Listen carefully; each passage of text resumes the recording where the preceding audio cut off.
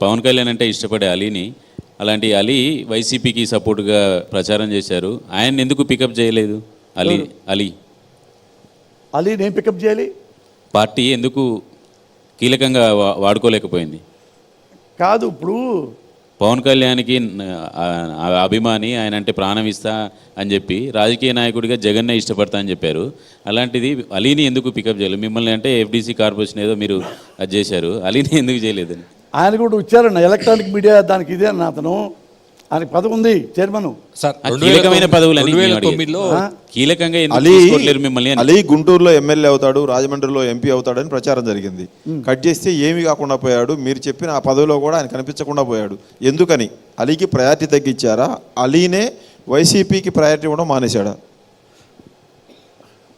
ఇప్పుడు ఎట్టుందంటే చెప్పంటావా? ఆలీ నా దగ్గరికి వచ్చాడు.